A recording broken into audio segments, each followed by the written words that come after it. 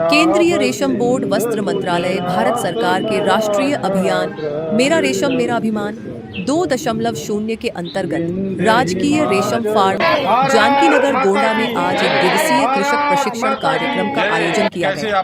कार्यक्रम का संयुक्त आयोजन केंद्रीय रेशम बोर्ड एवं रेशम निदेशालय उत्तर प्रदेश द्वारा किया गया, जिसमें क्षेत्र के विभिन्न ग्रामों से बड़ी संख्या में रेशम कृषकों ने प्रतिभाग किया।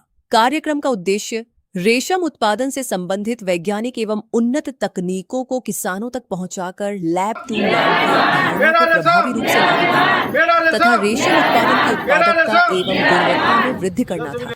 यह अभियान लक्ष्य आधारित राष्ट्रीय तकनीकी प्रसार कार्यक्रम है, जिसके माध्यम से प्रयोगशाला में विकसित एवं परीक्षित तकनीकों को सीधे किसानों के खेतों तक पहुंचाया जा रहा है।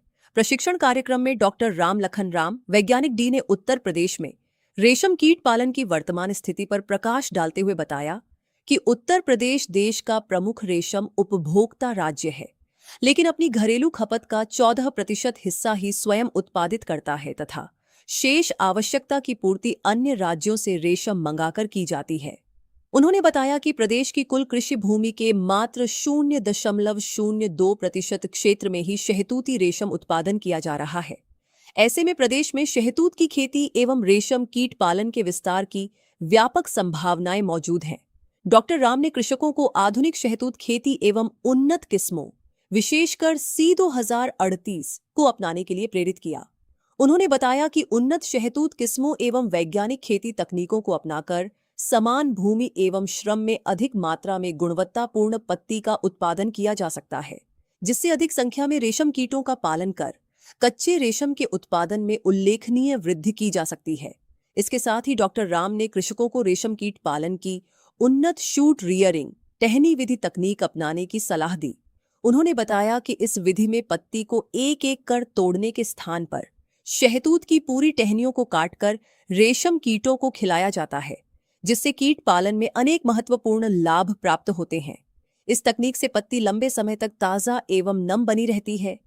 कीट पालन गृह में स्वच्छता, हाइजीन बनाए रखना सरल हो जाता है तथा कीट बिस्तर, रियरिंग बेड की सफाई बार बार करने की आवश्यकता नहीं पड़ती, जिससे रोगों के प्रकोप की संभावना भी कम हो जाती है।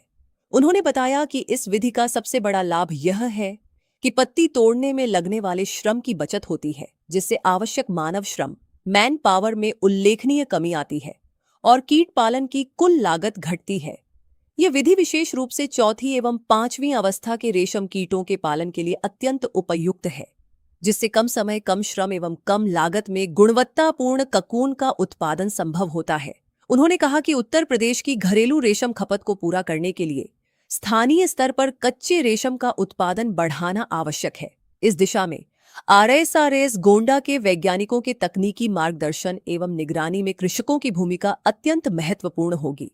उन्होंने बताया कि इसी उद्देश्य को ध्यान में रखते हुए आगामी 5 वर्षों में जनपद में शहतूत खेती के विस्तार को वर्तमान स्तर से 1.5 गुना ग्रामों तक बढ़ाने तथा कच्चे रेशम के उत्पादन को 2 गुने से अधिक करने का लक्ष्य निर्धारित किया गया है। उन्होंने कहा कि इस लक्ष्य की प्राप्ति के लिए नए रेशम क्लस्टरों, चाकी रेशम कीट पालन केंद्रों, ककून बैंकों एवं रीलिंग इकाइयों की स्थापना के साथ साथ महिला स्वयं सहायता समूहों को रेशम उत्पादन गतिविधियों से जोड़ने पर विशेष बल दिया जाएगा।